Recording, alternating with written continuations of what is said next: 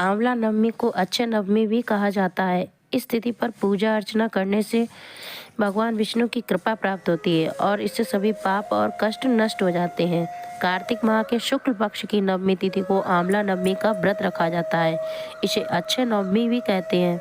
इस तिथि पर पूजन अर्चना करने से लेकर व्रत करने पर भगवान विष्णु की कृपा प्राप्त होती है। इससे सभी पाप और कष्ट नष्ट हो जाते हैं। इस दिन भगवान की पूजा से मिलने वाला फल कभी समाप्त नहीं होता है।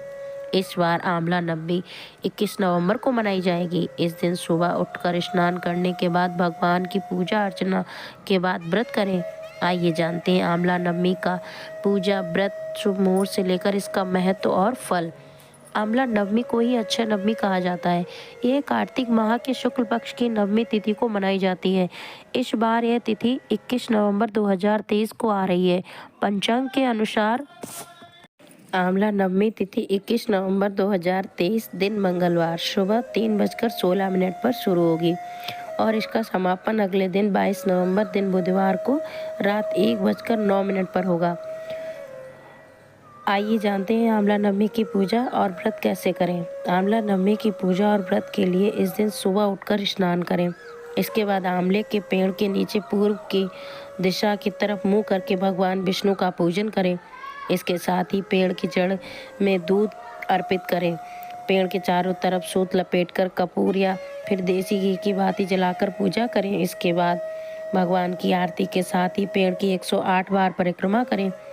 इसके बाद किसी ब्राह्मण या ब्राह्मणी या किसी गरीब को भोजन कराकर वस्त्र या दक्षिणा दान दें।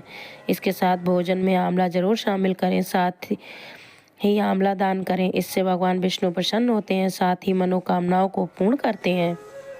आइए सुनते हैं आंवला नवमी की कथा। इस प्रकार है कि किसी समय में एक साहूकार था। वह कार्तिक मास के शुक्ल पक्ष की नवमी के दिन आंवला के पेड़ के नीचे ब्राह्मणों को भोजन कराता था।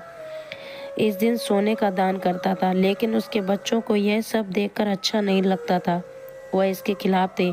बेटों के इसके विरोध और परेशान करने से तंग होकर साहूकार दूसरे गांव में जाकर एक दुकान करने लगा।